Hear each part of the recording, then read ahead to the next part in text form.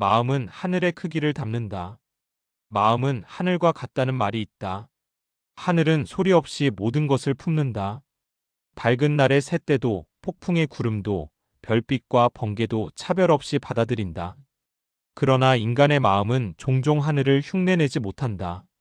겉으로는 착한 표정을 짓고 말로는 선을 이야기하면서도 그 속의 격이 낮으면 사람을 베고 만다.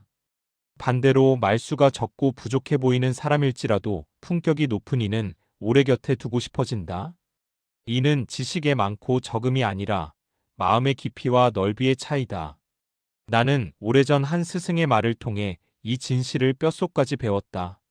그날은 작은 강당에 30여 명이 모여 있었다. 기독교인, 천주교인, 불교 신자, 토속 신앙을 따르는 이들, 그리고 아무 종교도 갖지 않았다고 말하는 이들까지. 처음엔 서로 웃으며 인사를 나누었지만 종교 이야기가 깊어질수록 공기는 점점 날카로워졌다. 각자의 신을 방패 삼아 말끝이 뾰족해졌고 진리를 말한다는 입술에서는 배타의 냄새가 흘러나왔다.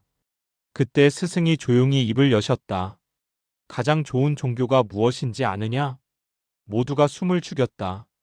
누군가는 자기 종교의 이름이 불리기를 기대했을 것이고 누군가는 반박할 준비를 하고 있었을 것이다. 그러나 스승의 말은 그 모든 기대를 벗어나 있었다. 종교에는 계산이 없다. 하나님, 부처, 알라, 그리고 이름 없는 수많은 신들까지 그 누구도 사람을 해치라고 가르친 적이 없다. 종교는 본래 사람을 살리기 위해 생겨났다. 관계를 부드럽게 하고 마음을 바르게 세우기 위해 기록된 언어들이다. 스승은 잠시 말을 멈추고 우리를 바라보았다. 마치 거울처럼 우리의 얼굴 속에 숨은 오만을 비추듯이. 자기 종교만이 최고라 말하는 순간 그 사람은 이미 종교의 뜻을 잃은 것이다. 남을 배려하지 못하는 신앙은 격이 낮다. 지금 이 자리의 다툼은 신의 문제가 아니라 인간의 품격이 낮아서 생긴 것이다. 그 말은 칼이 아니라 물과 같았다. 부드럽지만 깊숙이 스며들어 우리 마음의 굳은 부분을 조금씩 녹였다. 스승은 이어 이렇게 말씀하셨다. 나는 무신교다. 그러나 제자들이 성당에 가자 하면 가고 절에 가자 하면 간다. 이유는 하나다. 나는 제자를 사랑한다. 전해지는 언어가 다를 뿐, 형식이 다를 뿐, 모든 종교의 공통점은 같다. 사랑, 믿음, 이해, 배려, 신의. 이것이 빠진 종교는 껍데기다.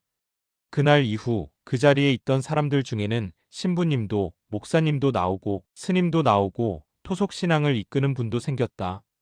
놀라운 것은 그들이 서로를 적으로 보지 않았다는 사실이다. 각자의 길을 걷되 같은 산을 오르는 동료처럼 서로를 존중했다. 길은 달라도 목적지는 같다는 것을 그들은 몸으로 이해하고 있었다. 나는 그때 처음으로 깨달았다. 우리는 종종 자신만의 울타리를 쌓아놓고 누군가 그 울타리에 다가오기만 해도 침범당했다고 느낀다. 그리고 그 울타리를 신앙, 정체성, 전통이라는 이름으로 포장한다. 그러나 울타리가 높아질수록 하늘은 보이지 않는다.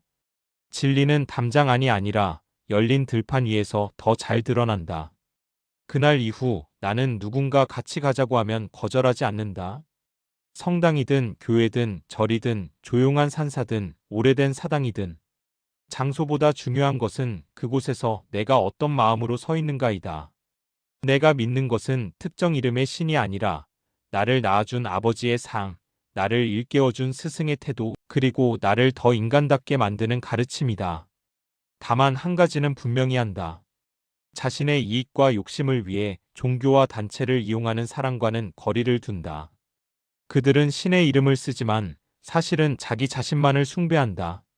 신앙의 옷을 입은 탐욕은 가장 위험한 위선이다.